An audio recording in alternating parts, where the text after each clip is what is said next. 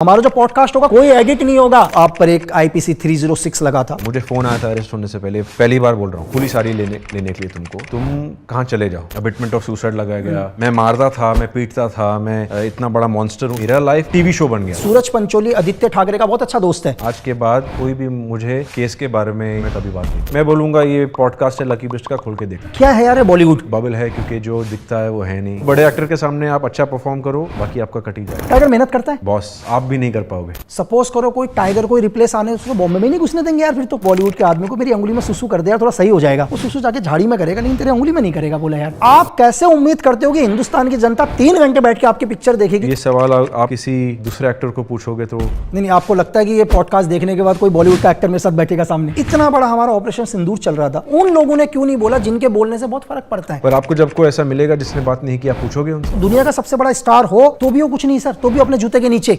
लक्की बिस podcast uncut, आज मेरा पहला पॉडकास्ट है यार। अनकट का मतलब मेरे किसी भी पॉडकास्ट पर कोई एडिट नहीं होगा, क्योंकि आप इस दुनिया के अंदर सच्चाई को तो ऐड कर ही नहीं सकते। आज हमारे एक ऐसे गेस्ट जो हमेशा मेरी तरह विवादों में घिरे रहे हैं यार। कोर्ट ने उन्हें बरी कर दिया, फिर भी लोग दोषी मानते हैं। 15 साल से लोगों के दिमाग में एक ही सवाल, वो सवाल आपका होगा, आवाज़ मेरी होगी। आपके हर सवाल को पूछा जाएगा। फिर मैंने आपको बोला कि इस पॉडकास्ट में कोई एडिट नहीं होगा, जैसा है वैसा ही आपको दिखाई देगा। सिर्फ मैं पॉडकास्ट शुरू करने से पहले और अपने गेस्ट को आपसे मिलाने से पहले सिर्फ एक चीज़ कहना चाहूँगा कि आप दुनिया के बहुत सारे पावरफुल लोगों को नाम सुना होगा यार आपने। आप US president, Russia president, China, लेकिन मैं आपसे ये पूछ रहा हूँ कि आप पर्सनली उन्हें कितने जानते हैं?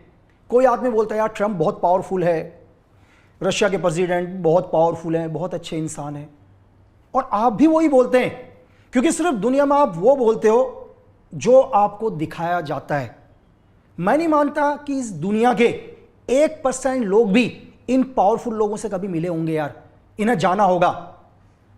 पर आप वही बोल रहे हो जो शब्द आपको हमेशा दिखाई देते हैं, सुनाई देते हैं। तो आज हमारे गेस्ट हैं सूरज पंचोली। थैंक यू सूरज भाई, बहुत शॉर्ट नोटिस में आया यार भाई। नहीं, कंग्रेचुलेशन लकी भाई। मुझे पता है कि हमारी दोस्ती अलग है, और जिस तरीके से आप खुद को, और ये जो असलियत है, भले ही वो आर्मी की असलियत हो या जो पहलगाम में हो रहा है उसकी असलियत हो, आप बिना डरे बात करते हो। एंड पहली बार मुझे लग रहा है कि मैं किसी प्रॉपर एक मर्द के साथ बैठा हूँ। मर्द in the way not to put anybody to put the other gender down, because I mean fearless, he's extremely fearless and I like people like him. नहीं, थैंक यू सूरज भाई। और हम कोशिश करेंगे पूरा हिंदी में बात करने की, जी, क्योंकि मैं चाहता हूं कि आपकी आवाज को पूरा हिंदुस्तान सुने यार। Definitely. हिंदुस्तान का बच्चा सुने। अगर कोई एक रिक्शा चला रहा है वो भी आपकी आवाज को सुनना चाहिए। जी, of course. तो मैं आज वही पूछूंगा जो लोग सुनना चाहते हैं। सबसे पहले मैं ये जानना चाह रहा हूँ यार कि बॉलीवुड बहुत अलग, मतलब क्या है यार बॉलीवुड? सर बबल है। नहीं, वो मैं समझ गया। ये ऑडियंस, मतलब इस देश की जनता सुनना चाहती है कि क्या है भाई बॉलीवुड। हर बच्चा एक सपना लेके आता है। देखो मैं आप बात बताऊं कि मुझे लोगों को नहीं पता होगा इस टाइम कि मिजोरम का CM कौन है, आंध्र प्रदेश के CM कौन है। मैं बोलूं अरुणाचल का CM भी नहीं पता होगा, लेकिन अगर किसी से पूछा जाए कि ऋतिक रोशन सर कौन है, संजय दत्त सर कौन है, तो बच्चा जानते हैं यार। तो ऐसा क्या है? सर हमारा देश सिर्फ 2 चीज़ों से चलता है, क्रिकेट एंड एंटरटेनमेंट, जो है हमारी फिल्म इंडस्ट्री। भले ही वो साउथ की इंडस्ट्री हो या हमारी हिंदी इंडस्ट्री हो या वो गुजराती इंडस्ट्री हो या पंजाबी इंडस्ट्री हो, sports stars and film stars, यही हमारा कल्चर है शायद से, तो इसलिए लोग पसंद करते ज़्यादा। पर ऑफ कोर्स मैंने कहा कि बबल है क्योंकि जो दिखता है वो है नहीं, और जो है वो दिखता है, वो जो दिखता है वो है नहीं। बट सर काफ़ी इंटरेस्टिंग इंडस्ट्री है, काफ़ी अच्छे लोग भी हैं यहाँ पे, काफ़ी ऑनेस्ट लोग भी हैं यहाँ पे, काफ़ी लोग हैं जिनको अच्छा परफॉर्म करना है, काफ़ी लोग हैं जिनको पैसे कमाना है, काफ़ी लोग हैं जिनको अच्छी फिल्में प्रोड्यूस करना है। तो काफ़ी स्कोप है। छोटे छोटे शहरों से लड़के लड़कियाँ आते हैं यहाँ पे, मेहनत करते हैं, आज के टाइम पे काफ़ी स्टार भी बन गए, और काफ़ी लोग दुख खा के वापस चले भी गए। तो ये है सर हमारा छोटा सा बॉलीवुड। यार मैं भी विथिन 2 या 3 साल से इसको देख रहा हूँ और गॉड ने मुझे बहुत अच्छा मतलब एक अच्छा IQ दे रखा है। मुझे इस दुनिया को ज़्यादा समझने में टाइम नहीं लगता। शायद जो लोग 10 साल 12 साल 15 साल में समझते हैं, गॉड गिफ्ट से मुझे उसको 2-3 साल ही समझ में आ जाता है चीज़ों को। तो मैं ये कह रहा हूँ कि दुनिया के अंदर हर एक अलग अलग इंडस्ट्री है। सपोज करो कोई रियल एस्टेट में है तो उसका बेटा भी रियल एस्टेट में आएगा यार जी। हर दुनिया। तो बॉलीवुड्स में क्या है कि बहुत सारे लोग बोलते हैं यार कि स्टार किड्स को तो मेहनत करने की ज़रूरत ही नहीं पड़ती, और बोले यार उनको तो देखो डेफिनेटली एक चांस तो मिलेगा ही मिलेगा। जैसे एक हो सकता है कि यार किसी आदमी का बहुत बड़ा बिजनेस हो तो अपने बेटे को बिजनेस में एक चांस मिलेगा। तो क्या ऐसा है कि बॉलीवुड स्टार किड्स या इन्हीं लोगों की है? लकी भाई आपने काफ़ी अच्छा नाम आपका किया है, मिलिट्री आर्मी बेस में आपका सबको जानते हो। कल आपका बेटा या बेटी बस उठ के बोल दे कि मुझे फौजी बनना है, वो ऐसे ही ले लेंगे? बिल्कुल, क्यों लेंगे यार, उनको निकालना पड़ेगा भाई, उनको ट्रेनिंग करना पड़ेगा, बिल्कुल करना पड़ेगा, उनको मेहनत करना पड़ेगा, 100% उनको फील्ड पे जाना पड़ेगा, पसीना बहाना पड़ेगा, किताबें पढ़नी पड़ेगी, इंटेलेक्चुअल होना पड़ेगा, ज्योग्राफी पता होना चाहिए। तो सेम वे हमारे लिए जो फिल्म के जितने बच्चे हैं फिल्म फैमिली से, उनके लिए उतना ही टफ है जितना कोई न्यू कमर के लिए। हाँ, आपको मीटिंग्स जल्दी मिल जाएगी, काफ़ी लोगों को मीटिंग्स नहीं मिल पाती, और लोग अभी ये देख रहे रहेंगे कि यही तो हमें चाहिए, हमको तो मीटिंग भी नहीं मिल पाती। पर वो अभी वो उनकी भी गलती नहीं है। पर एट द सेम टाइम जब वो अपनी पहली पिक्चर करते हैं तो वो उतना ही ज़्यादा प्रेशर होता है, क्योंकि वो उनके माँ या बाप के लास्ट फिल्म से कंपेयर होते हैं, फर्स्ट फिल्म से नहीं। मुझे कंपेयर करते मेरे फादर के लास्ट फिल्म से, या उनका जो पीक टाइम है वो उनके करियर में उससे, और मैं उतना फ़िलहाल केपेबल शायद से हूँ नहीं एज अ परफॉर्मर, क्योंकि मुझे काफ़ी कुछ सीखना है। सर चांस तो मिल जाता है इजी, ये मैं डिनाई नहीं करूँगा, पर जो अच्छा है वही चलेगा, जो अच्छा नहीं है वो नहीं चलेगा। नहीं, यह आपने बिल्कुल सही बोला सूरज भाई कि जो अच्छा है वो तो चलेगा, वो दुनिया में हर जगह चलेगा। आज मैं आपको एक चीज़ बता रहा हूँ, जैसे मैं भी बॉलीवुड में आया, बहुत सारे लोगों से मिलता हूँ, यहाँ सबसे लगभग मिल गया। क्या है कि जिस इंसान को एक सही स्टेप पहुँचने तक हो सकता है 10 साल लगे, 15 साल लगे, हो सकता है 20 साल लगे, लेकिन मैं कहता हूँ कि जो बॉलीवुड्स के अंदर पहले से हैं, जिनके फादर्स हैं, जिनके ग्रैंड फादर हैं, उनको 15 साल का स्ट्रगल नहीं करना पड़ेगा। हो सकता है उनको 15 दिन के अंदर वो पहली मीटिंग मिल जाए। काश मेरी लाइफ ऐसी होती। अभी 15 साल मेरा भी स्ट्रगल को 15 साल हो गया। नहीं, बिल्कुल हम उस पर भी आएंगे, हर पहलू को एक एक करके समझने की कोशिश करेंगे। देखो, मैं एक चीज़ और बोल रहा हूँ कि बहुत सारे लोगों का एक ही क्वेश्चन है कि मतलब आप पर एक IPC 306 लगा था, और मैं कह रहा हूँ कि हिंदुस्तान के अंदर ये IPC हर साल में हज़ारों लोगों पर लगता है। IPC 306 का मतलब है कि किसी को आत्महत्या के लिए उकसाना, एक चार्जेस लगना। In English it's abetment to suicide. हाँ बिल्कुल, मतलब आप आत्महत्या के लिए किसी को उकसा रहे हैं। मैं ये कह रहा हूँ कि हिंदुस्तान के ऊपर हर रोज, अगर आप आज का डाटा देखें तो शायद आज भी हिंदुस्तान में कम से कम 500 से लेकर 1000 लोगों के बीच में धारा लगी होगी, हर रोज लगती है। लेकिन इंडियन ऑडियंस, मतलब भारत की पब्लिक ने आप ही पर सवाल क्यों उठाए? क्योंकि सर मैं फिल्म फैमिली से हूँ, मेरी मदर एक्टर है, फादर एक्टर है, फादर का एक इमेज है, एक वो बहुत ही आउटस्पोकन रहे उनके पीक ईयर्स में, वो उनके मुंह पे जो आता है वो बोलते हैं, उनको कोई पसंद नहीं आया तो वो रिएक्ट करते हैं। तो उनके इमेज के वजह से शायद से लोगों को लगा कि मैं भी वैसा हूँ। और ऑफ कोर्स मीडिया का काफ़ी अटेंशन था। मैं वो वक्त बहुत छोटा था, कुछ बोल नहीं पाया। 20 साल का 21 साल का लड़का, इतना कुछ हो रहा है, क्या बोलेगा वो वक्त? नहीं सर, सूरज भाई, मेरे को दुनिया को समझने में ज़्यादा, मैंने आपको क्या बोला कि मुझे किसी भी आदमी को समझने में 10-15 मिनट ही लगते हैं, टाइम लगते हैं, क्योंकि भारत सरकार मुझे इसी चीज़ के लिए तनख्वाह देती थी पहले कि लोगों को समझो भाई कि आदमी सही है या नहीं है। चलो, मैं ये बोलता हूँ कि जब आप पर चार्जेस लगे, मीडिया ने उसको बहुत उछाला, हर जगह मीडिया चल रही थी। क्या आपको नहीं लगता कि उस मीडिया को जब आप चार्जेस तो 306 के लगे थे, बिल्कुल ठीक है, चार्जेस तो 302 के भी ट्राई किए लोगों ने लगाना, उनको कहाँ से प्रेशर था वो नहीं पता। जो हमारे आईओ थे, इन्वेस्टिगेशन ऑफिसर्स थे, उनको फ़ोन आ रहे थे कि नहीं, इस पर आप 302 भी लगाओ, आप इस पर 307 भी लगाओ, काफ़ी कुछ था, काफ़ी प्रेशर था उनको। वो भी काफ़ी परेशान थे वो वक्त के, इतना हमें क्यों प्रेशर किया जा रहा है, और आज तक मुझे भी नहीं पता कि उन्हें इतना क्यों प्रेशराइज किया जा रहा था। क्या वो वक्त तो मैं तो बच्चा ही था, दुश्मनी क्या वो मुझसे थी या कोई मेरे फैमिली मेम्बर से थी या क्या था, वो सर वो राज ही रह गया है। नहीं, और एक चीज़ और, जैसे चलो मीडिया ने एक चार्जेस लगे, मीडिया ट्रायल शुरू हुआ, लेकिन आपको ये नहीं लगता कि हिंदुस्तान की मीडिया हमारी चौथी स्तंभ है? चलो जब आप पर चार्जेस लगाए मीडिया ने वो दिखाया, लेकिन जब इस केस से आपको बरी कर दिया गया, मीडिया को वो भी दिखाना चाहिए। सब बरी तो दूर की बात है। हाँ। ठीक है, मेरे पे काफ़ी एलिगेशंस लगे जो मैं आज बात करूंगा। और मैं एक चीज़ बोलना चाहता हूँ, ये मेरा लास्ट टाइम है मेरे ज़िंदगी में मैं इसके बारे में कभी बात करूँगा। आज के बाद मैं बहुत क्लियर कर रहा हूँ, कोई भी मुझे मेरे केस के बारे में या फैमिली के बारे में या मेरी मॉम और डैड का क्या रिलेशन है वो भी पूछते हैं लोग आजकल। जवाब देता हूँ, मैं डरता नहीं हूँ, मैं जो है वो है। पर आज के बाद इसके बारे में मैं कभी बात नहीं करूँगा। मैं बोलूँगा ये पॉडकास्ट है लकी बिस्ट का, खोल के देख लो। हाँ। सर मेरे पे गंदे से गंदे चार्जेस लगाए गए, अबिटमेंट ऑफ सुसाइड लगाया गया, फोर्सफुल अबॉर्शन का फेक चार्ज लगाया, मैं मारता था, मैं पीटता था, मैं इतना बड़ा मॉन्स्टर हूँ, सब झूठ है, सब झूठ है। मेरे एक से एक हर एक article, I am talking about court documents, पूरे पब्लिक को अवेलेबल है। आप जाके पढ़िए ज़रा, आप देखो कि एक्चुअल में क्या हुआ है।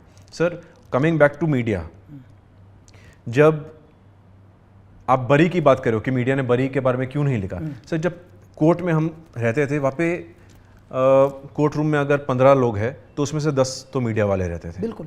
मेरे साथ शायद से एक कोई 2-3 लॉयर, जज। जब भी मेरे फेवर में नहीं कहूँगा, जब भी कुछ सच बाहर आता था उनको लिखना ही नहीं था। वो मैं पूछता था आप ये लिखोगे जो आज हुआ है, जो आज जज साहब के सामने बोला गया है? नो सूरज, इससे हमको टीआरपी नहीं मिलेगी, ये चैनल को चाहिए नहीं। तो मेरा लाइफ उनके लिए एक ये टीवी शो बन गया था कि नहीं, कुछ नेगेटिव मिलेगा तो हम डालेंगे, कुछ सूरज के लिए पॉजिटिव हो रहा है हमको नहीं लिखना है। पता नहीं उनको वो वक्त पैसे चाहिए थे, क्या चाहिए था, या मुझसे कुछ दुश्मनी थी, या उनको ऑलरेडी पैसे दिए गए थे, या क्या था वो मुझे नहीं पता। पर रियलिटी किसी को भी बाहर नहीं डालना था। सर जब मैं बरी हुआ, कोर्ट का ऑर्डर है कि जो लेटर की वजह से मैं पकड़ा गया, वो लेटर हैंडराइटिंग एक्सपर्ट्स ने, सीबीआई ने, सब ने उसकी जांच की। कोर्ट ने क्या बोला, ये लेटर तो डिसीज्ड ने लिखा ही नहीं था, ये हैंडराइटिंग है ही नहीं उससे। जो डायरी मिली थी उनके घर में, वो उनकी मदर की डायरी थी, उनकी डायरी थी नहीं। वो हैंडराइटिंग उनके मदर के हैंडराइटिंग से मैच हो रहा था, मेरे ना उनकी हैंडराइटिंग से मैच नहीं हो रहा था। तो ये किसी ने बात ही नहीं किया इसके बारे में। तो मेरा अरेस्ट क्यों हुआ? On what basis? On basis of that 6-7-8 pages letter. वो लेटर ही फेक है तो फिर मेरा अरेस्ट क्यों हुआ? केस क्यों हुआ? 12 साल 15 साल मैं कोर्ट में क्यों बिताया? I don't know. नहीं बिल्कुल, जैसे लोगों को लग रहा होगा यार, जो भी पॉडकास्ट सुन रहे होंगे, बहुत सारे लोग हैं, मैं थैंक्स कहता हूँ कि आप मुझे इतना प्यार करते हैं। भाई मैं अगर किसी से भी बात करता हूँ तो उसका पूरा डाटा चेक करता हूँ यार, पहले पूरा रिसर्च करता हूँ। ऐसा नहीं है कि कोई इंसान बोलेगा मैं उस पर ट्रस्ट करूँगा। किसी के पास जाने से पहले मुझे किसके साथ काम करना है, मुझे किसके साथ बैठना है, मैं उसके बारे में पूरा रिसर्च करता हूँ। आपने बहुत सारे यूट्यूब चैनल्स देखे होंगे, इंस्टा देखे होंगे, दुनिया भर के एड्स आते हैं यार। आपको क्या लगता है मेरे को एड्स नहीं आते होंगे यार? मेरा मेल भर गया भाई, ऐड करो ऐड करो ऐड करो। लेकिन मैं उस ऐड को भी करके क्या करूँगा जिससे मैं पैसा लूँगा और उससे आपको नुकसान होगा। तो मैं जीवन में हमेशा ये चाहता हूँ कि आप लोगों को सच पता चले, और मुझे कोई फर्क नहीं पड़ता क्योंकि मैं धरती में किसी के बाप से नहीं डरता।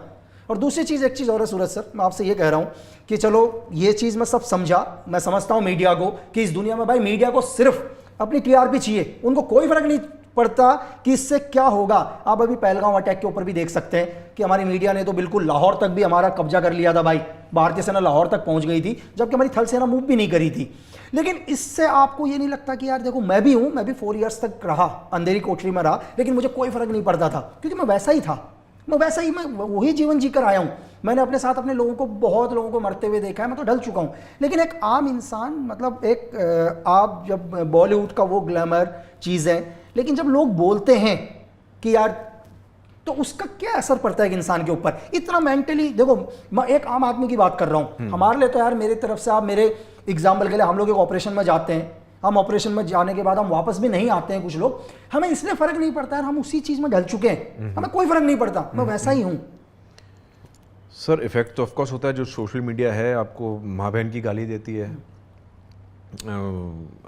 रोज़ सुबह खोलो आपको लगेगा कि को अच्छा गुड मॉर्निंग मैसेज होगा, पर वहाँ पे MCBC की गालियाँ चालू है।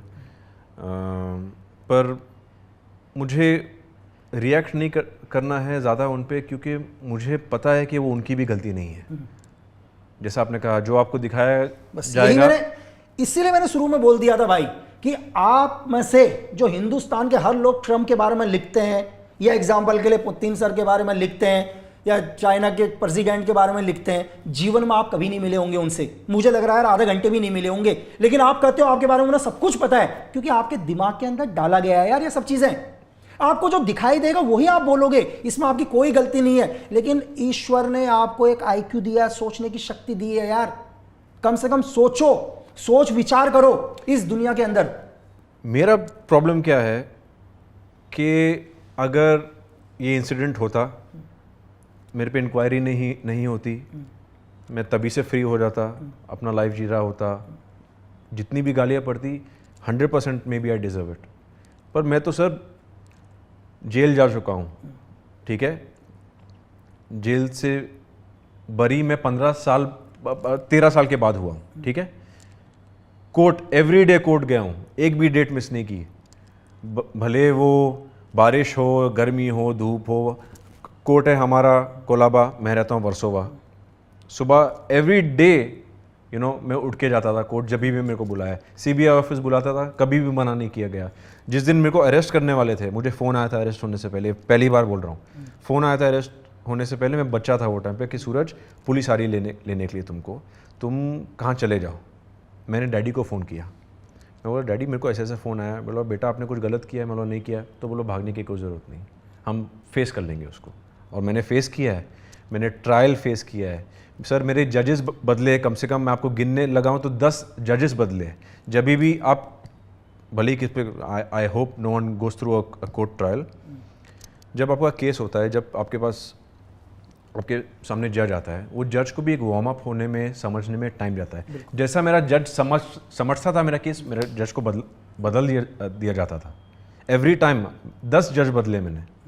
जब तक मैं CBI, सबसे पहले मेरा केस है CBI केस। मेरा CBI केस को सिर्फ मेरे बरी होने के 3 साल पहले CBI कोर्ट में गया। क्यों गया CBI कोर्ट में 3 साल पहले? मेरा केस CBI कोर्ट में स्टार्टिंग से होना चाहिए था।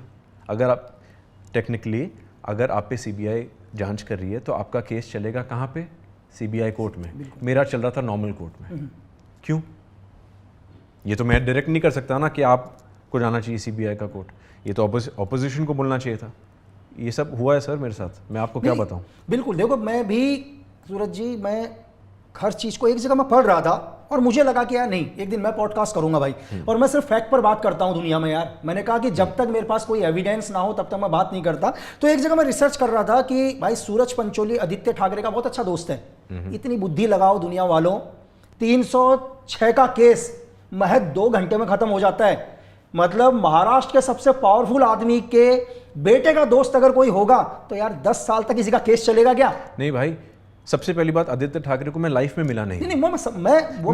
और मैं चाहता हूं कि मैं उनसे मिलूं, क्योंकि आई थिंक एक यूथ लीडर के हिसाब से वो अच्छा काम कर रहे हैं, पर मैं उन्हें जानता नहीं हूं, ठीक है ना, मैं मिला हूं ना फ़ोन पे है। इनफैक्ट जब मेरा नाम उनके साथ उछाला गया था, तब एक बैंड्रा में इवेंट भी हो रहा था, मुझे पता चला कि वो वहाँ जा रहे, मैं जानबूझ के नहीं गया, क्योंकि मुझे नहीं इंटरेक्ट करना था उनसे, क्योंकि लोग सोचते थे कि हमारी कोई पता नहीं कोई दोस्ती, इसलिए हम साथ में।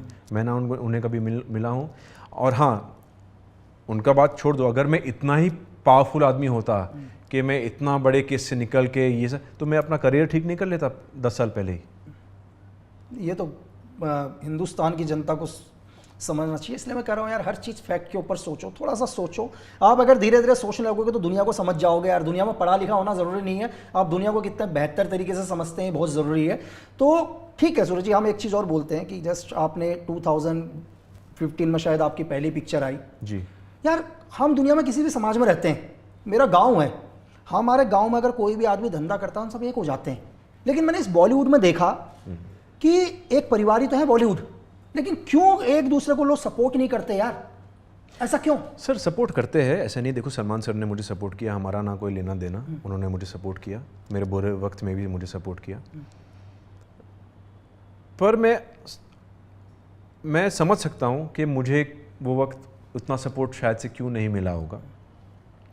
दो रीज़न है कि मेरे फादर किसी के दोस्त हैं नहीं, उनके जो पुराने एक्टर दोस्त हैं वही है। मेरे फादर ने कभी बड़े स्टूडियो के साथ काम नहीं किया है, तो ऑफकोर्स करण जौहर, दिनेश विजयन, ये सब से उनका कभी कांटेक्ट हुआ ही नहीं है, कभी शायद से मुझे लगता है मिले भी नहीं है। ठीक है, ये एक चीज़ हो गया।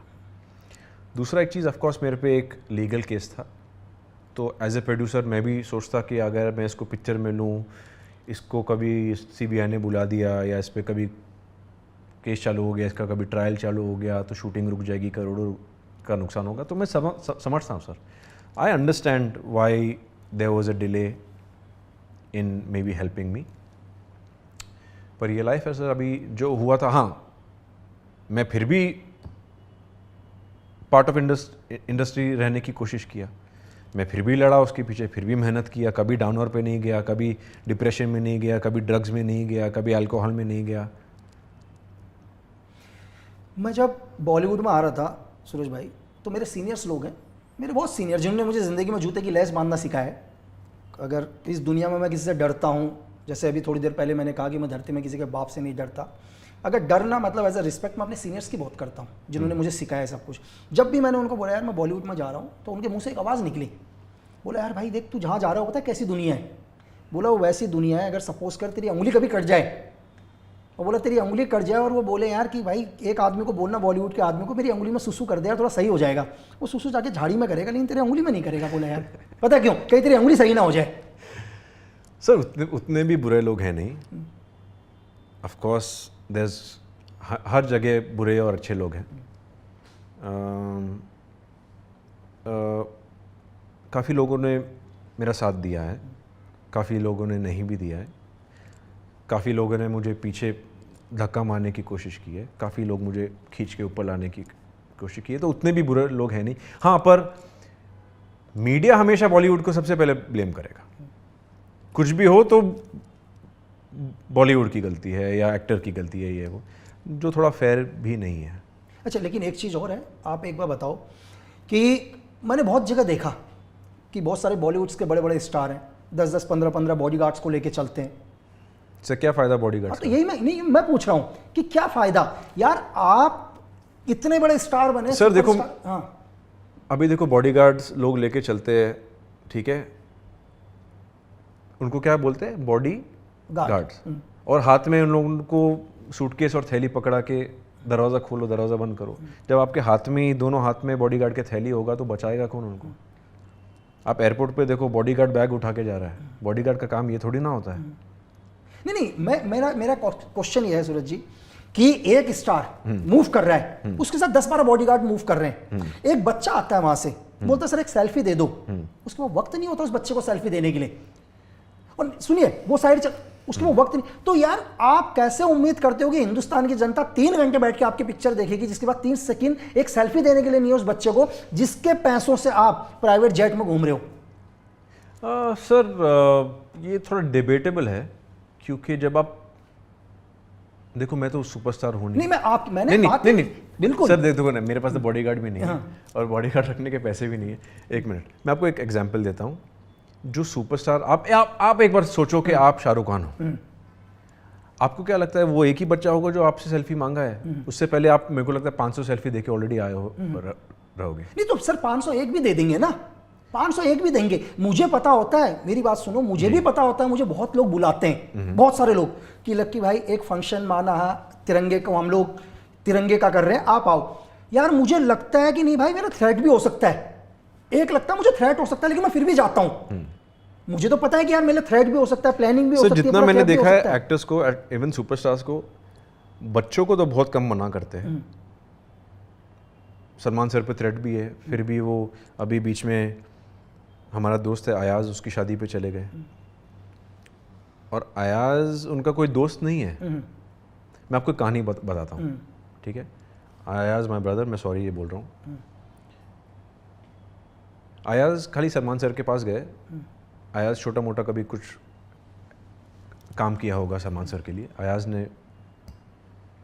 अयाज गए सलमान सर के पास और सलमान सर को बोले, सर ये मेरी शादी का कार्ड है, ये स्वीट्स है, मेरी शादी हो रही है, ज़ेबा करके लड़की है, मुझे पता है आप नहीं आ सकते हो, प्लीज़ आना। तो सलमान सर ने पूछा कि ओके फाइन, पूछा how is your mom dad are happy? तो उस अयाज ने बोला yes my mom is happy. तो बोले और डैड? बोले सर माई डैड डाइड, मेरे डैड बहुत पहले ही मर गए थे जब मैं छोटा बच्चा था। तो सलमान सर ने कुछ देखा नहीं, कुछ बोला नहीं। उन्होंने बोला कि I am not your father but I will stand in place of him for you for the wedding. तो ये भी सोच होती है सर। और वो गए वो शादी पे, उनको मतलब गोली लगने का डर भी है, फिर भी गए।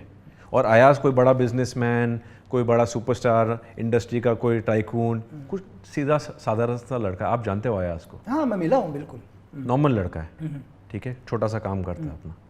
सलमान सर का अगर ये सोच है कि उसका बाप नहीं है पर उसके बाप के जगह पे जाके मैं खड़ा हो जाऊंगा ये लड़के के लिए, उसको खुशी होगी, तो ऐसे भी लोग हैं इंडस्ट्री में। नहीं, बिल्कुल ऐसे हैं सर। मैं एक चीज़ और बोल रहा हूँ कि चलो बहुत अच्छे लोग हैं, मैं नहीं बोल रहा कि दुनिया में हर जगह अच्छे लोग होते हैं, बुरे लोग होते हैं। मैं इतना बड़ा हमारा ऑपरेशन सिंदूर चल रहा था, कौन ऐसा आदमी है जिसने नहीं बोला? हमारे क्यों सुपरस्टार लोगों ने नहीं बोला हमारे? सर मैंने तो बोला नहीं, मैं आपकी बात नहीं, मैं आपके थ्रू बॉलीवुड को दिखाने की कोशिश कर रहा हूँ। अपने पास इतना भी नहीं है कि मैं हर रोज एक आदमी के सर पास मैंने जाए। तो बोला क्योंकि आपने बोला, मैं सिर्फ ये कह रहा हूँ कि उन लोगों ने क्यों नहीं बोला जिनके बोलने से बहुत फर्क पड़ता है। डरते होंगे। नहीं, मतलब किस चीज का डर सर? आपको क्या फर्क पड़ जाएगा? नहीं देखेगा आपकी पाकिस्तान पिक्चर यार, इतना सा पाकिस्तान है, नहीं भी देखेगा क्या फर्क पड़ेगा? हिंदुस्तान के 147 करोड़ लोग देख तो रहे, और किसकी जरूरत है? सर कुछ चीज़ का डर होगा, आई कैनॉट कमेंट, उन पे कमेंट नहीं कर सकता, पर मैंने तो बोला। नहीं, आपने बोला, बहुत लोगों ने बोला, मैं ये नहीं कह रहा कि सबने नहीं बोला, मैं सिर्फ बात उनकी कर रहा हूं जिन्होंने नहीं बोला। मेरा क्वेश्चन उनसे जिन्होंने नहीं बोला। आप इस देश के रहने वाले हो भाई, आपको बोलना पड़ेगा सर, बोलना पड़ेगा आपको, देश के लिए खड़ा होना पड़ेगा। आप नहीं भी चाहते हो तब भी आपको खड़ा होना पड़ेगा यार। सर देखो, एक चीज़ तो लोगों ने राइट बोला है, देशभक्ति की फिल्म मिलेगी तो मतलब अच्छा साइनिंग अमाउंट लेके तो कर लोगे। अरे सर, अभी मैंने शायद 2-4 दिन पहले एक वीडियो डाला था, मैंने कहा 50,000 लोग लाइन में खड़े हैं ऑपरेशन सिंदूर बनाने के लिए, क्योंकि बैंक बैलेंस चाहिए, लेकिन उस वक्त किसी ने नहीं बोला। वो तो है, वो तो आपने एकदम राइट बोला है ना? उस टाइम किसी ने नहीं बोला कि यार भाई कि हम क्यों, क्योंकि कुछ एक लोग नाराज हो जाएंगे, मतलब कुछ एक लोग नाराज हो जाएंगे, उससे फर्क पड़ता है। 147 करोड़ लोग नाराज हो, उससे कोई फर्क नहीं पड़ता। सर मैं तो हिंदुस्तानी हूँ। नहीं, मैं बात तो नहीं, मैं अपनी बात करता हूँ, मैं तो हिंदुस्तानी में तो 500 बार बोलूँगा कि हाँ, जब तक हमारा सिचुएशन ठीक नहीं हो पाकिस्तानी एक्टर्स नहीं आने चाहिए यहाँ पे, या पाकिस्तानी एक्टर आर्टिस्ट नहीं आना चाहिए। ये तो मैं सीना खोल के बोलता हूँ। हमारे एक्टर्स कम है क्या यहाँ पे? कितने आप भी तो आराम नगर जाते हो, आपने देखे कितने लोग स्ट्रगल कर रहे हैं, तो उनको काम क्यों नहीं मिलना चाहिए? मेरा स्टैंड ये है, जब ठीक होगा तब देखेंगे। बिल्कुल बिल्कुल, मैं चाहूंगा कि इसको सब लोग भी सुने, जो आपने बोला इसको सब लोग सुने, और ये मैसेज मैं पाकिस्तान तक भी भिजवाऊंगा, क्योंकि पाकिस्तान के लोग मुझसे बहुत प्यार करते हैं। पाकिस्तानी तो मुझसे भी बहुत प्यार करते हैं। बिल्कुल बिल्कुल, है ना, बहुत ही दबा के गालियाँ आ रही हैं चीज़ें, तो कोई फर्क नहीं पड़ता है। तो और सूरज जी ये बताइए कि बॉलीवुड के अंदर, और मुझे एक मैसेज भी आया था कि आप पिक्चर कर रहे हो केसरी वीर, आप पाकिस्तान को गाली दे रहे हो, आपको मुस्लिम से प्रॉब्लम है क्या? मैंने उसको रिप्लाई किया, मेरी माँ का नाम जरीना वाहब है, मेरी माँ मुसलमान है, मुझे मुस्लिम से प्रॉब्लम नहीं है, आप लोग की सोच से प्रॉब्लम। तो जितना भी लोग सूरज जी आपकी जो केस को समझ पाए होंगे, बहुत समझदार है हिंदुस्तान की ऑडियंस, बहुत समझदार, बस उन्हें थोड़ा सा कोई समझाने वाला चाहिए, उन्हें गाइड करने वाला चाहिए। तो जितना भी मैं सूरज के केस को समझा पाया, या सूरज से जितने भी लोग आप समझ पाए, मैंने पूरी कोशिश करी कि मैं आपको बता सकूं। सिर्फ मैं एक पहलू रख रहा हूं, ठीक है, जो भी आपकी आवाज़ है, जो बहुत सारे मेरे पास मेल्स आए, उन मेल को मैंने पूछने की कोशिश करी। और आपको ये बताइए सूरज भाई कि बॉलीवुड है, और मैंने यहाँ बहुत सारे एक्टर्स देखे, आराम नगर के अंदर ही देखे, दुनिया भर के एक्टर्स, जो बेचारे छोटे छोटे रोल्स करते हैं, छोटे छोटे रोल्स करते हैं, और रोल करने के बाद उनका किसी पिक्चर के पोस्टर में, मैंने जीवन में उनका तो पोस्टर में यार कभी देखा ही नहीं, नाम तो दूर की बात, चेहरा तो बहुत दूर की बात है, लेकिन वो फिर भी वो बेचारे दिन भर लगे रहते हैं फेसबुक पर पोस्ट करने में, इंस्टाग्राम पे पोस्ट करने पर, ठीक है। लेकिन एक उम्मीद लेकर कि यार कभी तो हमारा नंबर आएगा, डेफिनेटली है ना, कभी तो हमारा नंबर आएगा। उनको, मुझे लगता है कि उनको कोई पैसा नहीं देता होगा प्रमोशन करने के भी, कि यार तुम इंस्टा से प्रमोशन करो, फिर भी वो लोग पूरी कोशिश करते हैं, 100%। है ना। और मैंने यहाँ बड़े बड़े को देखा, लेकिन जिन्हें प्रमोशन नहीं करना। अभी मैंने सुना हूँ कि एक्टर्स प्रमोशन करना भी बंद कर दिया, इंटरव्यूज देना भी बंद कर दिया। बिल्कुल, तो मैं यही पूछ रहा हूँ ना कि एक जूनियर आर्टिस्ट वो प्रमोशन कर रहा है, वो कंटिन्यू पिक्चर की प्रमोशन कर रहा है, लोगों को बोलता है कि तुम पिक्चर देखो। यार एक स्टार सर 2 साल तक पिक्चर नहीं भी करेगा ना, मेरे हिसाब से कोई फर्क नहीं पड़ेगा यार, क्योंकि 20-20, 50-50 करोड़ एक पिक्चर के ले रहा है। अरे नहीं करोगे चल जाएगा, लेकिन जिस आदमी का घर चल रहा है, जो बेचारा 2,000 रुपए में काम करके आ रहा है, वो 2 साल तक काम नहीं करेगा, फर्क पड़ेगा। और सर अच्छे एक्टर और अच्छे आर्टिस्ट का काम तो काट दिया जाता है। नहीं, बिल्कुल, उसको लग रहा है कि वो फिल्म में है, अगर एक जूनियर आर्टिस्ट हो, उसको 2-3 लाइन दिया गया हो, वो तो बहुत खुश होगा। वो अपनी माँ को जाके बताएगा कि माँ आज मैंने इनके साथ काम किया, मेरे डायलॉग्स भी अच्छा मैंने किया, माँ मैंने एक बहुत कॉमेडी सीन किया है उनके साथ, या रोने का सीन किया है, या बहुत एक अच्छा डायलॉग बोला है, मेरे को डायरेक्टर साहब ने चांस दिया है। वो जब फैमिली को लेके जाएगा थिएटर में, वो सीन ही नहीं मिलेगा उसको, सीन ही नहीं मिलेगा अगर उसने अच्छा परफॉर्म किया हो तो। कोई बड़े एक्टर के सामने आप अच्छा परफॉर्म करो, बहुत कम एक्टर्स हैं जो रखेंगे, बाकी आपका कट ही जाएगा। मतलब ये तो है। मैं कह रहा हूँ कि एक बड़े एक्टर को चाहिए कि भाई पूरे 2.5 घंटे की पिक्चर में वही नजर आए, वही नजर आए, वही नजर आए। ये तो है सर। क्यों? तो बाकी लोगों को क्यों रखा है भाई? अगर मैं आपसे पूछूं, चलो छोड़ो, मैं आपसे पूछता हूं कि भविष्य में, इन फ्यूचर, कि आप ऐसा कौन सा किरदार को निभाना चाहो, कि यार मैं कहता हूं कि आप इस कैरेक्टर को प्ले करो आगे चल के, तो आपके दिमाग में होगा कि यार मुझे इस कैरेक्टर को प्ले करना है, मैं किसका किरदार को प्ले करना चाहिए मुझे? Agent Lima. एक्चुअली लकी का एक सीक्रेट नहीं, कोड नेम था agent Lima. I would love to play agent Lima. Actually मैं गया भी था, एक्चुअली लकी भाई और मेरी मुलाकात तब हुई थी जब Hussain Zaidi sir agent Lima का बुक लिख रहे थे, और मैं गया था लकी भाई के पास कि लकी भाई मुझे ये बुक के राइट्स दे दो, मुझे आपका किरदार निभाना है। तो एक दिन अगर आप मौका दो तो एजेंट लीमा भाई। और एक चीज़ और मैं आपको ये बोल रहा हूँ, आप जितना क्यूट तो नहीं हूँ पर मैं कोशिश करूँगा। नहीं, मैं बहुत बढ़िया भाई। देखो, आपने मेरे दुनिया भर के पॉडकास्ट देखे होंगे, शायद ऐसा कोई चैनल होगा नहीं देखे। आज मुझे समझ में आ गया कि दुनिया में सबसे आसान है पॉडकास्ट करना भाई। सिर्फ क्वेश्चन पूछते रहो, सामने वाले को दिक्कत है आंसर देने में, इससे आसान काम कोई नहीं लगा कि क्वेश्चन पूछते रहो। हाँ, थोड़ा सा मुश्किल तब हो जाता है जब आप क्वेश्चन पूछ रहे हो जनता के। अच्छा, आप एक चीज़ और बताओ कि आपको हिंदुस्तान के यूथ, हिंदुस्तान की पब्लिक, आम जनता से कोई प्रॉब्लम नहीं? मतलब बहुत सारे लोग जो कमेंट्स करते हैं या चीज़ें, उनसे कोई शिकायत? सर नहीं है, क्योंकि उनको आइडिया ही नहीं है। अभी ऐसे माध्यम से शायद से मैं पहली बार आपके पॉडकास्ट में, मैंने जितना अभी तक बोला है, मैंने आप तक किसी को भी नहीं बोला। मैं तो बटर लगा के बोला हूँ। आप तो मेरे भाई हो, इसलिए मैं खुले दिल से और ओपन माइंड से बात कर रहा हूँ। मेरी कहानी बहुत कॉम्प्लिकेटेड नहीं है, बहुत सिंपल कहानी है। बना दिया है कॉम्प्लिकेटेड, वो बनाया गया है कॉम्प्लिकेटेड। और टेंशन मत लो, हमारा जो पॉडकास्ट होगा कोई कट नहीं होगा भाई, इसमें कोई एडिट नहीं होगा। आपने दुनिया में हर पॉडकास्ट, मुझे किसी को हीरो प्रेजेंट नहीं करना यार। हीरो प्रेजेंट करके क्या करूंगा? आप जाके देख लेना, 300 करोड़ की पिक्चर चल रही है, उनसे बड़ा तो नहीं बना पाऊंगा ना।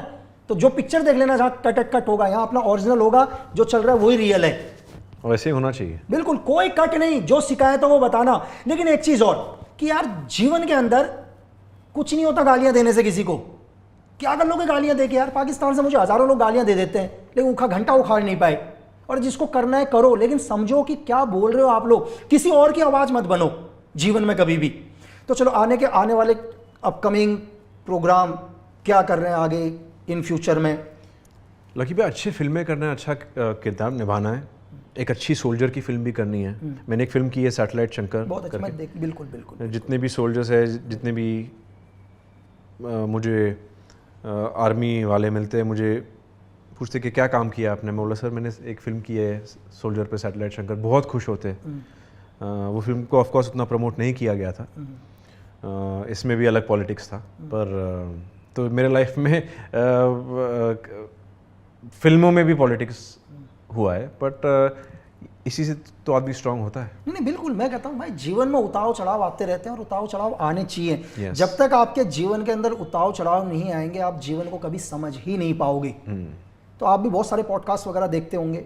देखता हूँ काफ़ी, मैंने किया भी है। ये मेरा ये साल का लास्ट पॉडकास्ट है और ये टॉपिक पे लास्ट लकी भाई आपसे ही बात करूंगा, तो आपको जो जी में आए आप मेरे से नहीं, आपको जरूरत ही नहीं पड़ेगी सर। जो मेरे भाई लोग हैं वो मुझसे पूरा हिंदुस्तान प्यार करता है, पूरा का पूरा हिंदुस्तान, ठीक है, और मुझे समझता है, जो मैं बोलता हूँ उसको मानता है। और मैंने आपको बोला कि मैं बिना रिसर्च के मैं कुछ नहीं करता यार, बिना एविडेंस के मैं कुछ भी नहीं करता। और अगर उन एविडेंसों को भी समझता हूँ जो लोग बनाते हैं जीवन के अंदर, कभी कभी हमारे को जो दिखाई देता है वो सब कुछ सच नहीं होता, जो सुनाई देता है वो भी सच नहीं होता यार। इसलिए हमेशा अपने विवेक का इस्तेमाल करो और समझने की कोशिश करो। पर लकी भाई मुझे एक चीज़ आपसे पूछना है, मैंने कभी आपसे पूछा नहीं। देखो हमारी मुलाकात कितने सालों पहले हुई? 3 साल? हाँ, 3 साल के 3 साल आसपास पहले। होगा, बिल्कुल। मेरा केस खत्म होने से पहले पहले केस खत्म होने से पहले, बिल्कुल। आपको मेरे बारे में सुनने को क्या मिला था मुझसे मिलने से पहले? भाई देखो क्या होता है, मैं आपको बताऊं, मैंने भी थोड़ी देर पहले बोला भाई कि मुझे आदमी को समझने में 15 मिनट लगते हैं यार। मैं एक्सरे कर लेता हूँ, चाहे बेशक हम ना बोलें। देखो दुनिया जो भी बोलती है एक चीज़ अलग है, लेकिन जब तक मुझे कोई आदमी खुद सही नहीं लगेगा, जब तक मैं जीवन में उससे नहीं मिलता यार। मैंने भी जैसे थोड़ी देर पहले बोला कि कुछ टाइम पहले कि मुझे बहुत सारे एड्स के ऑफर आते हैं, सबको आते होंगे, मुझे भी आते हैं, लेकिन मैं सोचता हूँ कि यार वो करने से किसी और का नुकसान तो नहीं है। मैं जीवन में उस व्यक्ति के साथ बैठना ही पसंद नहीं करूँगा जिसके साथ बैठकर मुझे नुकसान हो या मुझे देखने वालों को नुकसान हो, चाहे वो दुनिया में कोई भी हो, मुझे कोई फर्क नहीं पड़ता उसके बाद भी। तो आप मेरे साथ उत्तराखंड तक क्यों चले थे? बस मैंने आपको एक आंसर दे दिया, लोगों को एक्चुअली गए थे हम लोग घूमने नीम करोली बाबा। मेरे लाइफ में बहुत एक टफ पीरियड था, बहुत ही टफ पीरियड, मतलब आप सोच नहीं सकते हो इतना टफ पीरियड था इमोशनली। और काफ़ी चीज़, मेरी फैमिली भी काफ़ी उनको भी काफ़ी तकलीफ़ पहुंच रही थी। तो लकी भाई ने एक ही बार मुझे बोला, सूरज एक मंदिर है उत्तराखंड में नीम करोली बाबा का, प्लीज़ एक बार चलना मेरे साथ। मैंने बोला लकी भाई चलो चलते हैं। नेक्स्ट वीक का हमारा प्लान हुआ। बिल्कुल। मैं 2 जगह गया था, एक तो नीम करोली बाबा, एक सोमनाथ। मैं लकी भाई और मैं साथ में गए थे, संजू के साथ, Sanju works with me guys. By road गए थे हम, बाय रोड गए थे, काफ़ी मजाक मस्ती भी हमने किया। हमने वहाँ पे दर्शन क्या, हम वापस बैठे थे 10-15 मिनट, हाथ जोड़ के वापस आ गए और मेरा केस यूँ ख़त्म हो गया। बिल्कुल। और मैं कह रहा हूँ मेरा लाइफ यूँ चेंज हो गया। बिल्कुल, जो भी देख रहे हो एक बार यार नीम करोली बाबा के दर्शन करके आओ, आपके जीवन के सारी समस्या खत्म हो जाएंगी यार। जीवन के अंदर जो भी प्रॉब्लम्स है, लेकिन ये होना चाहिए कि आप सच्चे होने चाहिए। जब भी उस मंदिर में जाओ अपना दिल साफ करके जाना, जीवन की हर समस्या खत्म यार। और थैंक यू, आप मुझे वहाँ तक लेके गए। नहीं बिल्कुल यार, हमारा तो, हम उत्तराखंड से हैं सर, उत्तराखंड तो है ही देवभूमि। मैंने आपको बोला कि वहाँ पर हर 500 मीटर, हर 1 किलोमीटर में आपको या तो मंदिर मिलेगा या किसी फौजी का घर ही मिलेगा। यस। तो जितना भी, चलो बॉलीवुड को तो हमने देखा समझा, बॉलीवुड को समझने की कोशिश करी, चीज़ें ये वो यार। बहुत सारा डाउनफॉल आ रहा है इस टाइम, क्या हो गया ऐसा कि बॉलीवुड को बहुत ही नीचे और लोग साउथ की ओर ज़्यादा जाने की कोशिश कर रहे हैं? देखो फिल्में अच्छे बना रहे हो, अच्छे तो बना रहे हैं साउथ वाले, पर मुझे क्या लगता है, मुझे ये फील है कि हम हैं सब भारतीय, अभी हम इंडिया है, ठीक है। अमेरिका में कितने अलग अलग स्टेट हैं, पर वो ये नहीं बोलते कि ये टेक्सास का इंडस्ट्री है, ये LA का इंडस्ट्री है, ये न्यूयॉर्क का इंडस्ट्री है। उन लोग बोलते this is American film industry. हम ये क्यों नहीं बोल सकते कि हम इंडियन फिल्म इंडस्ट्री है? मैं तो ये चाहता हूँ कि हमारे बॉलीवुड जो वर्ड है ना, वो उठा के फेंक दे और इसको रीनेम कर दे द इंडियन फिल्म इंडस्ट्री। हमारे से बड़ा इंडस्ट्री हो ही नहीं पाएगा दुनिया में। बिल्कुल यार, 147 करोड़ लोग हैं यार, सोचो पूरी दुनिया का सिनेमा तो यहाँ आ रहा है देखने के लिए। अगर हम ये बॉलीवुड, टॉलीवुड, कॉलीवुड, लॉलीवुड हटा के सभी को इंडियन फिल्म इंडस्ट्री का एक टैग दे दे और एक ही बड़ा अवार्ड शो रखे जैसा ऑस्कर रखता है सबके लिए, हमारे लिए, तो ये हर चीज़ चेंज हो जाएगा। फिल्में भी अच्छी बनेगी, एक्टर्स भी अच्छे मिलेंगे, कंटेंट भी भारी होगा, रेवेन्यू भी अच्छा होगा, हर चीज़ अच्छा होगा। पर यही लैंग्वेज बैरियर की वजह से शायद से नहीं हो पा रहा है। पर ये मुझे लगता है एक दिन होने वाला है कि हम एकजुट होकर काम करें, एकजुट होकर फिल्म बनाएं। बहुत सारे लोग अभी क्वेश्चन है, क्योंकि बहुत सारे न्यू कमर्स हैं जो हिंदुस्तान से आएगा, वो कहते हैं यार एक्टर बिल्कुल मेहनत नहीं करता।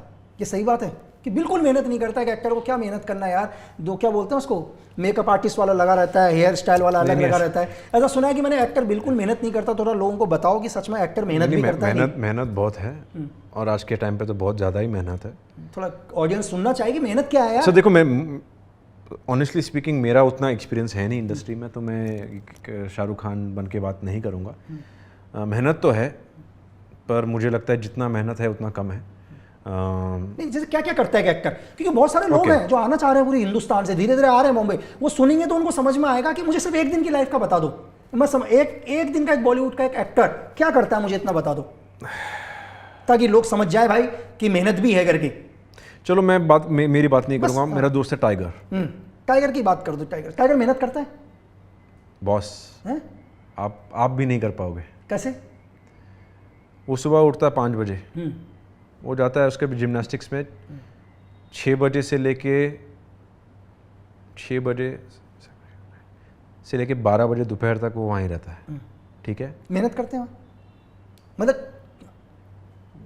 पागलपंती करता है वो। हाँ चलो 12 भाई रूटीन सुन लेना, 12 बजे तक, सुबह 5 से 12 अपने जिम्नास्टिक्स पे ध्यान देता है, अपने फूड पे। आप टाइगर को बोलो कि टाइगर खुद का पानी ही पीता है, वो ऑफिस भी जाएगा तो उसका खुद का पानी लेके जाता है।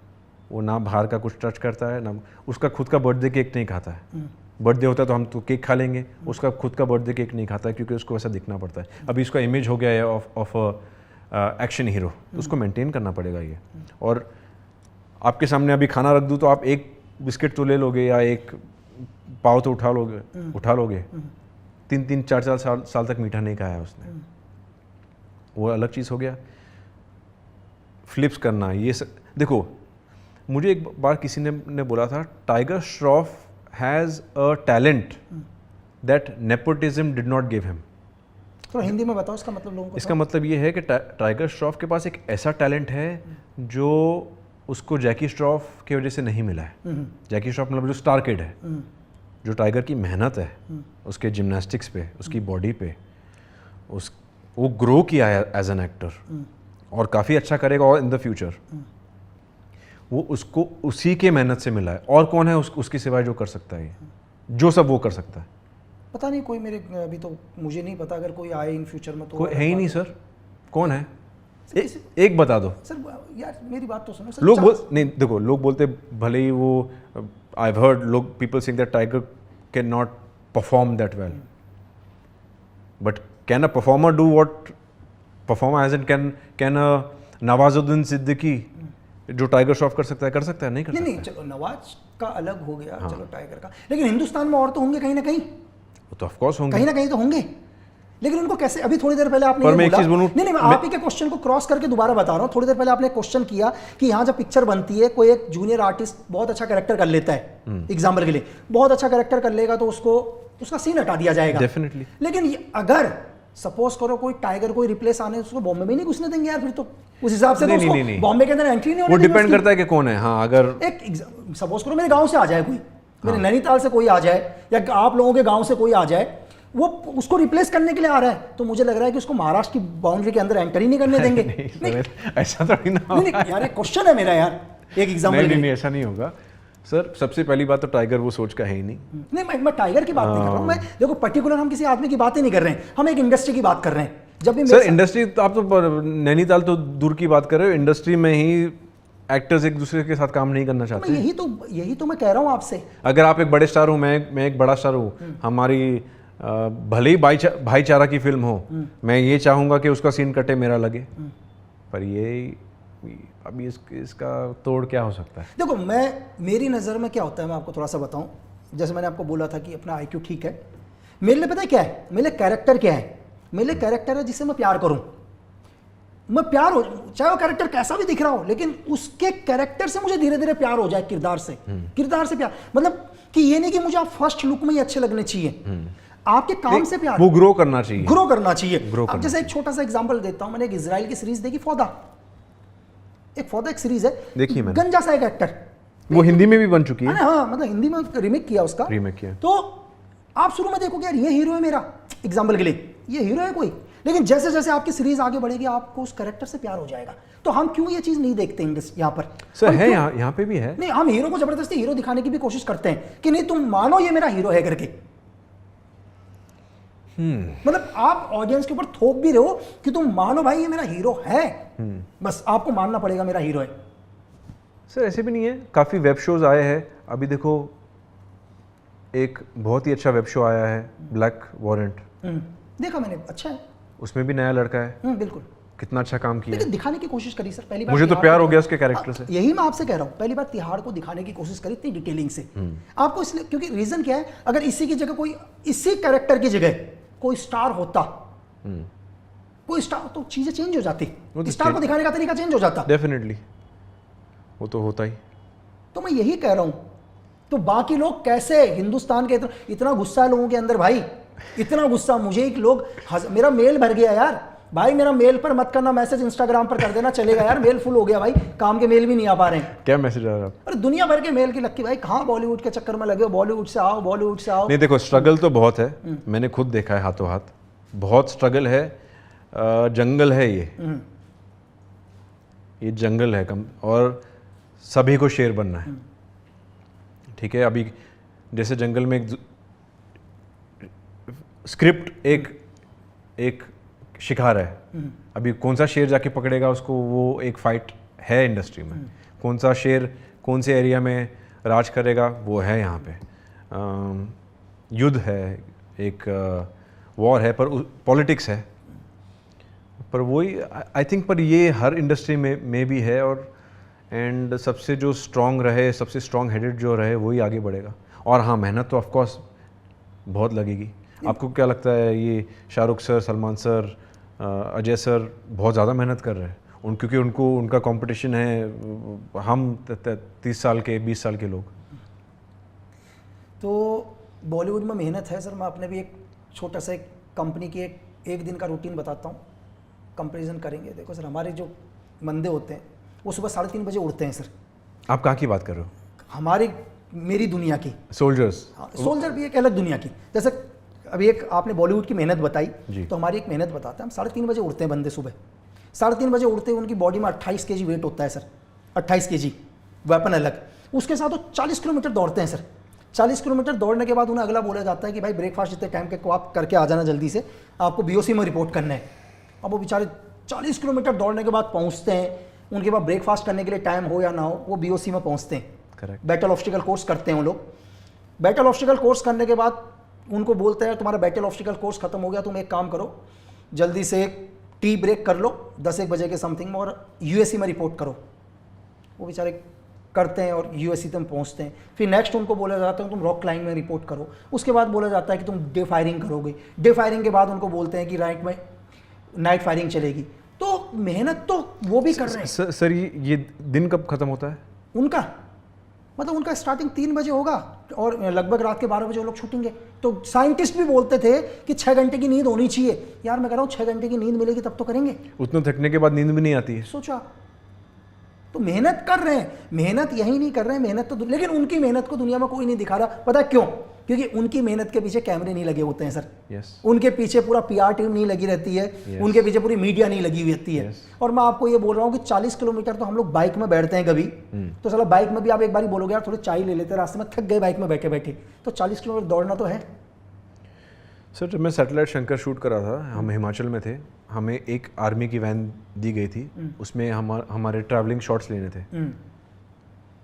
वो आर्मी के ट्रक में सोल्जर्स किलोमीटर से किलोमीटर जाते हैं। बिल्कुल 3 किलोमीटर में मैं थक गया था। अरे भाई मैं आपसे क्या बोल रहा हूँ, क्योंकि वो जो डब्बा इतना हिलता है, वो हिलता है, बिल्कुल हिलता है, आपको पटकता है, फेंकता है, और सीट वीट कुछ नहीं है, कुछ नहीं है, कोई सीट नहीं है। एक वो डाल दिया 3 किलोमीटर में मैं बोला कि भाई आपको मिल गया तो ले लो, नहीं तो कल करेंगे प्लीज़, क्योंकि मेरे टांग बहुत दुख रहे। तो ये तो एक सिटी टू दूसरा, मतलब फ्रॉम दिल्ली टू कहाँ तक जाते हैं, पहाड़ों में चले जाते हैं, बॉर्डर पे जाते हैं, तो आई नो कि कितना टफ होगा उनका लाइफ। और यहाँ पे चलो हम लग्जरी है, जब भी हमको फ़ोन करके खाना मंगाना है, कुछ भी है, वहाँ पे इतना सब करने के बाद डाइट भी उनको वो तरीके से शायद से मिलता नहीं है। तो मैं सोच नहीं सकता सर। मैं तो हमेशा यही बोला हूँ कि हम बस फिल्मों के हीरो है। बस जब हम कोई मूवी सेट से बाहर निकले हमारी हीरोगिरी वहीं ख़त्म होती है। जो असली हीरो है वो सोल्जर है। हमेशा मैंने ये मेंटेन किया क्योंकि मैंने काफ़ी टाइम भी स्पेंड किया उनके साथ। मैं काफ़ी डॉक्यूमेंट्रीज़ भी देखता हूँ, मेरा इंटरेस्ट है। जो मैंने शूज़ भी पहने वो भी मिलिट्री ग्रेड शूज़ है। तो मैं बहुत इंस्पायर्ड हूँ आप सबसे।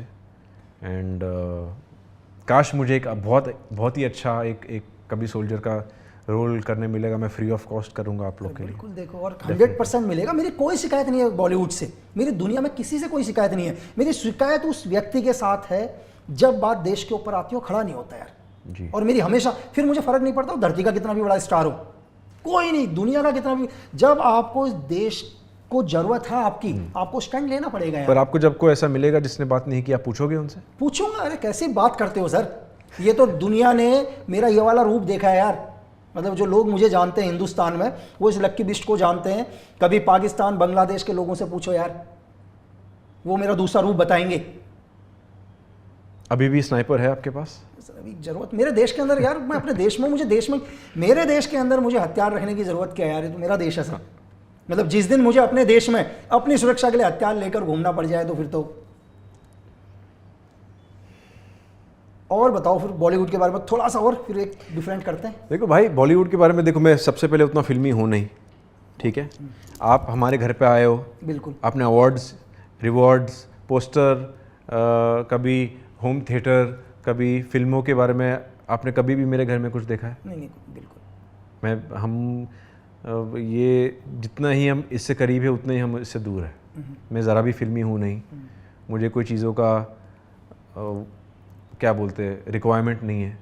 मैं गाड़ी में भी जाऊँगा, मैं रिक्शे में भी जाऊँगा, कभी मुंह नहीं ढकूँगा। मुझे लाइफ नॉर्मल जीना है।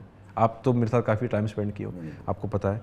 तो ये सवाल आप किसी दूसरे एक्टर को पूछोगे तो नहीं, आपको लगता है कि ये पॉडकास्ट देखने के बाद कोई बॉलीवुड का एक्टर मेरे साथ बैठेगा सामने? बैठना चाहिए। बताओ। कोई मेरा ऐसा बॉलीवुड में कोई है जो बैठे सामने? कोई ऐसा दुश्मन हो ना बॉलीवुड में मेरा, ऐसा कंपेटिटर, उसको बिठा दूंगा यहाँ पे। जो भाई सामने बैठे और कोई, मैंने क्या बोला यार भाई कि भाई जितना गुस्सा आपको यहाँ से है ना, मुझे यहाँ में नहीं, मैंने क्या बोला, मुझे गुस्सा यहाँ से नहीं है। हाँ। मुझे गुस्सा उस आदमी के साथ है जो आदमी इस देश के साथ खड़ा नहीं रहता सर। उतना ही गुस्सा मुझे है उनसे। है ना? बिल्कुल, जो इस देश, फिर वो कोई फर्क नहीं पड़ता, वो दुनिया का सबसे बड़ा स्टार हो तो भी वो कुछ नहीं सर, तो भी अपने जूते के नीचे। यस, मेरे लिए दुनिया का सबसे बड़ा स्टार वो है जो अपने देश के साथ स्टैंड रखता है यार। और मैंने आपको बोला कि मेरे लिए इस दुनिया में देश प्रेम से बड़ा कोई धर्म नहीं है धरती में। ट्रू। आज मुझे यहीं पहुंचा है ना सर, मेरी वर्दी ने मुझे यहाँ तक पहुंचाया यार, मेरे कारनामों इसलिए ने तो मुझे यहाँ मैं आपका पहुंचाया। फैन हूँ इतना बड़ा।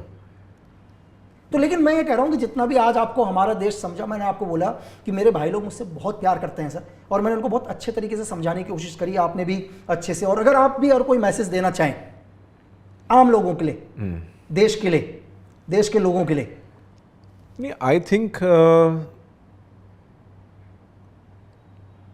जब भी ऐसा कभी कुछ हो तो आपका बात करना, आपको लगेगा कि मैं क्यों बात करूं, पर वो एक हमारे सोल्जर के लिए मोटिवेशन है। तो I feel always stand with your people, always stand with your country, always stand with your soldiers. अगर सोल्जर्स नहीं रहे वहाँ पे तो यहाँ पे तो भगा भगा के मारेंगे हमको। सर मैं आपसे ये कह रहा हूँ कि देखो, हमारे देश के सोल्जर को कुछ नहीं चाहिए सर आपसे। उनको भारत सरकार तनख्वाह दे रही है और बहुत टाइम से देती है भाई। बाकी लोगों को तो शायद 1 तारीख को मिलती होगी सैलरी, उनको 31 को मिल जाती है, एक दिन पहले आप लोगों से मिल जाती है उनको, ठीक है। और मैं आपको ये बताऊं कि इस दुनिया में अगर आप भारतीय सेना का सिर्फ चाय का खर्चा देख लोगे ना, तो बड़े से बड़े स्टार्स की उतना बैंक बैलेंस नहीं होगा जितना सुबह चाय का खर्चा आता है भारतीय सेना का। तो भारतीय सेना को किसी से 1 रुपीज नहीं चाहिए सर। लेकिन अगर आप बोलते हो कि यार मैं आपके साथ हूं, वही उनके लिए कहता है मेरा देश मेरे साथ है करके, जिसके लिए मैं खड़ा हूं। अभी जो हमारे सोल्जर्स थे तो खड़े थे ना सर सारे बॉर्डर्स में, यार उनकी पर्सनल झगड़ा थोड़ी ना कोई। ऑफ कोर्स नहीं है ना। यहाँ तो लोग अपने घरों में डरे हुए हैं कि यार मॉक ड्रिल, आधी दुनिया तो मॉक ड्रिल से कांप गई, और 22, 20, 19 साल के बच्चे सारे बॉर्डर्स में हैं सर। यस, माँ बाप से दूर, सबसे दूर, माँ बाप से दूर, सबसे दूर। तो मैं भी यही चाहूँगा कि आप आगे चल के बहुत अच्छी मूवीज़ करें, अच्छी मूवीज़, बड़ी से फ़र्क नहीं पड़ता सर, अच्छी मूवीज़ होनी चाहिए, तो अच्छी मूवीज़ ऑटोमेटिकली बड़ी हो जाएगी। और मेरा आपसे सिर्फ एक ही चीज़ है कि इन फ्यूचर में कभी भी आपको कोई लगे कि यार सच में एक्टर है और इसको आगे बढ़ना चाहिए, आप उसकी हेल्प करो। ज़रूर करूँगा, है ना, चाहे वो कोई भी हो। मैं चाहता हूँ कि मुझे ऊपर वाला ये मौका, ये मुकाम पे पहुँचा दे कि मैं रियल टैलेंट न्यू कमर्स को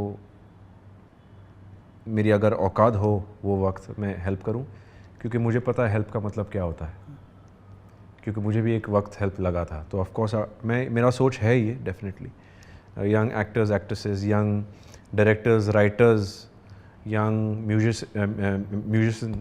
म्यूजिशियंस, यंग सिंगर्स को ये इंडस्ट्री का बहुत ज़रूरत है, क्योंकि जो पुराने हो गए वो दम तोड़ने का नाम ही नहीं ले रहे। दम तोड़ना मतलब मरने की बात नहीं कर रहा हूँ, हाँ समझ गया, बिल्कुल बिल्कुल। इंडस्ट्री छोड़ने का नाम ही नहीं ले रहे। एंड आई थिंक टाइम आ गया है कि नया टैलेंट और आए यहाँ पे। एंड देखेंगे ऊपर वाला मुझे कितना ऊपर पहुँचाए ताकि मैं किसी और को हेल्प कर पाऊँ। तो मतलब कहने का मतलब है भाई का कि यार दुनिया में हिंदुस्तान ने एक रूल रखा है, पूरी दुनिया का रूल है यार, कि 60 साल में आदमी रिटायर हो जाना चाहिए। तो बहुत सोच समझ के निकाला होगा रूल किसी ने। जब 60 साल के अंदर दुनिया का हर आदमी रिटायर हो रहा है तो सर यहाँ भी हो ही जाना चाहिए रिटायर, ताकि नए को चांस कैसे मिलेगा यार। यहाँ पे वही क्यों प्रॉब्लम है। 60 साल के बाद भी लोग रिटायर नहीं हो रहे और नए आए नहीं है। वही तो है, वही तो है। तो जितना भी हमने बात करी सूरज पंचोली जी से, मुझे लगता है कि आप लोग समझ पाए बेहतर, जितना मैं आपको समझा पाया। देखो 1 घंटे के टाइम में उतना हम बात नहीं कर सकते, काफ़ी कुछ बात करने का। अगर मेरा मन करे तो हम ये 5 घंटा चलाए पॉडकास्ट, ये स्टूडियो थोड़ी देर और के लिए हम बुक कर दें। बहुत सी चीज़ें हैं लकी भाई, आपसे बात करना, आपसे सीखना, नहीं अभी आपको है, 4 बताना। मिनट हैं, अभी हम बात कर सकते हैं। 59 का है अपना, 59 मिनट तक रहेगा। लेकिन मैं ये सोच रहा हूँ यार, मैंने पहले पॉडकास्ट में कुछ ज़्यादा ही क्वेश्चन पूछ लिए, साला अगला देखेगा तो लोग आएंगे ही नहीं, फ़ोन ही नहीं उठाएंगे कि लक्की बिस्ट के तो बॉलीवुड वाला तो नहीं आने वाला आपके पास कि भाई एक्टर तो नहीं बैठेगा। लेकिन यार भाई सर मैं क्या बोल रहा हूँ, मैं ये क्वेश्चन मैं नहीं पूछ रहा हूँ, ये क्वेश्चन देश के लोगों का है यार, ये क्वेश्चन उन लोगों का है। यस है यस ना? मेरे को भी क्या है, मैं भी चाहता ना यार कि बिल्कुल बढ़िया तरीके से आपका पॉडकास्ट करूं, सिर्फ अच्छी चीज़ों को ही सामने रखूं, ताकि 10 लोग और मुझे बोलेंगे यार कि लक्की बिस्ट मेरा भी पॉडकास्ट ले ले। लेकिन मैं क्या करूंगा सर, मेरा काम है लोगों को सच बताना। जी। मैं चाहता हूँ लोग प्यार इसलिए कर रहे हैं क्योंकि हम सच बोल रहे हैं, सिर्फ इसलिए प्यार करते हैं। बाकी मैंने आज तक किसी को 1 रुपीज़ नहीं दे रखे यार। जितने लोग मुझसे प्यार करते हैं, जितने मिलियंसों में लोग मुझे देखते हैं, मैंने कभी किसी को 1 रुपीज़ नहीं दे रखा, सिर्फ इसलिए क्योंकि अगला सच बोलता है और मुझे फर्क नहीं पड़ता। आप हमेशा सच बोलते हो? मुझे दुनिया के अंदर सच। आपकी गर्लफ्रेंड है कि नहीं? अरे गर्लफ्रेंड तो मतलब दुनिया भर के हैं यार, अब मैं क्या बताऊं आपको। अब मुझे सोचना पड़ेगा कि ये झूठ बोल रहा है, बहुत शर्माता है। ये है Lucky is the most fierce, most cutest and most humble person, सच में। अरे थैंक यू। सच मैं में। मतलब देखो Yeah. गर्लफ्रेंड एग्जांपल के लिए सूरज भाई, बहुत सारे मेल्स आते हैं, मैसेज आते हैं, साला आता तो डर लगा रहता है कि कहीं बांग्लादेशी एजेंट तो नहीं है, कहीं ISI एजेंट तो नहीं है। क्यों पता चले मैं जाऊं डेट पर, वो मेरी आखिरी डेट हो। अरे वो भी लोग है। बोलेंगे मरा भी किस चक्कर में, लड़की के चक्कर में। चलो दुनिया को हम ज्ञान दे रहे हैं और हमारे ही पता चला हम ही लड़की के चक्कर में मर गए। क्यों पहले तो अब आधे तो इसलिए हैं, अब उसमें से मैं ये नहीं कह रहा हूँ कि 100% होंगे, लेकिन 100 में से 1 होगी। लेकिन उस एक के चक्कर में मैं रिस्क नहीं लूंगा यार, ऑफ कोर्स। है ना, एक के चक्कर में रिस्क नहीं लेंगे। लेकिन बॉलीवुड में तो मैंने सुना है कि ऐसा सुना है मैंने पर्सनल तो किसी से मिला नहीं, ऐसा सुना है कि मैंने हर 2 महीने 3 महीने के अंदर लोग गर्लफ्रेंड्स को बदल देते हैं। सही बात है ऐसा? पता नहीं, है पता नहीं, आपने 2-3 महीने तो ज़्यादा बोल दिए हैं। और लेकिन मैं बॉलीवुड की कुछ पार्टियों में गया भाई, जो वहाँ लोग आए, मुझे लगा कि 3 घंटे तो उसने मेकअप में लगा रखा होगा। क्या बात कर रहे हो? अरे कैसी बात करो, 3 घंटे तो उन्होंने सिर्फ मेकअप को करने में लगाया होगा। और दूसरी चीज, शोरूम में भी ड्रेस वैसी नहीं रखी होती होगी, वो भी जरा टेढ़ी मेढ़ी हो जाती है, उनकी ड्रेस वैसी थी, वो कितनी दूर आई। मैं कहा यार ऊपर कैसे आए होंगे, गाड़ी से बैठ के आए होंगे। ये भी एक मेहनत है। अरे तो देखो, मतलब ड्रेस वैसी की वैसी है उनकी। और ये हिंदुस्तान में जितने भी कॉस्मेटिक के रेट बढ़ रहे हैं ना सर, ये सारे बॉलीवुड के चक्कर में ही बढ़ रहे हैं, क्योंकि पूरा मेकअप तो यही लोग लगा रहे हैं। एक छोटा सा मतलब सर को बहुत गुस्सा है बॉलीवुड से। गुस्सा नहीं है यार, चीज़ें मुझे गुस्सा, यही काम कर रहा हूँ यार, अभी पता नहीं बॉलीवुड में ही काम कर रहे हैं। और बस मैं ये चाह रहा हूँ कि यार लोग खुश रहें, लोग फुल एंजॉय आपको अच्छे लोग मिले हैं बॉलीवुड में? नहीं, मुझे बहुत अच्छे लोग मिले यार। मैं बात सर देखो, मेरे को क्या है, एक उदाहरण बताता हूँ सूरज भाई, बुरा भी होगा तो अपने से अच्छे करके ही मिलेगा वो। बुरा करके क्या कर लेगा, अच्छा ही करके मिलेगा। तो मेरे को तो अच्छे ही मिले यार, मेरे से तो बुरा आदमी तो मेरे नज़दीक ही नहीं आया कभी भी। हल्का सा जिसको थोड़ा सा भी शंका होती है, जिसने मेरे बारे में गलत सोचा, वो मेरे रेंज में ही नहीं आएगा कभी भी। चाहे उस मुझे ना पता हो, लेकिन उसके अंदर तो डर है कहीं ना कहीं इसको ना पता चल गया कि मैं इसका बुरा सोच रहा हूँ। तो जीवन के अंदर अच्छा है, ऐसा नहीं है भाई, इतना भी बुरा नहीं है जितना बॉलीवुड बहुत अच्छा है। इंडस्ट्री है, एंटरटेनमेंट दे रही है आपको, आप कभी थक जाते हो, पिक्चर्स देखते हो या नाटक देखते हो, माइंड को रिलीफ मिलता है, ठीक है। तो चीज़ें हैं, और जीवन के अंदर क्या है यार, हमेशा देखो हर चीज़ में सकारात्मक देखने की कोशिश करो। जीवन के अंदर अच्छा सोचो, अगर आप पॉजिटिव सोचोगे तो सारी दुनिया आपको पॉजिटिव ही नज़र आएगी सर। अगर आप नेगेटिव देखोगे तो यार पूरी दुनिया आपको नेगेटिव नज़र आएगी भाई, वैसे ही बनते जाओगे। दुनिया में आपकी सोच ही आपको बताएगी कि आप किस शिखर पर पहुंचोगे जी। तो बहुत अच्छा लगा सूरज भाई मिलकर, और मैं चाहूँगा कि हम बहुत जल्दी दोबारा मिलें और आपकी एक जल्दी आने वाली पिक्चर अपकमिंग सुपर हिट हो, जी। फिर हम एक दोबारा पॉडकास्ट करें, उस टाइम हम बिल्कुल अच्छा बोल के पॉडकास्ट करेंगे। नहीं, क्या आप मुझे- आपको जो बोलना है बोलो, आप मेरे भाई हो आप। और देखो, जैसे लकी भाई है उतना ब्रेव मैं हूँ नहीं, और मैं भी डरता नहीं हूँ किसी से। तो जो भी सवाल मेरे लाइफ में आए मैं हमेशा उसको आंसर किया हूँ और हमेशा करते रहूँगा। कॉन्ग्रेचुलेशन लकी भाई, Thank you, ये thank आपका you भाई। पहला पॉडकास्ट था। पहला And, podcast था ये और मेरा बहुत अच्छा सौभाग्य है कि मैं यहाँ पे आपके साथ बैठा हूँ। आपने इतना हमारे देश के लिए किया है, इतने हमारे लोगों के लिए किया है। मैं तो कुछ भी नहीं हूँ आपके सामने, but thank you for having me on your show. I am feeling very very happy and very grateful to be here. Thank you मेरे भाई, थैंक यू। और आपसे लास्ट में, अगर आपके कोई भी क्वेश्चन हो यार, आप मुझे क्वेश्चन पूछो। अपनी राय देने से पहले हमेशा क्वेश्चंस करने चाहिए। मैं भी क्या करता था, कभी भी मुझे मेरे सीनियर्स पर या किसी भी चीज़ पर डाउट होता था तो मैं अपने सीनियर से पूछता था यार।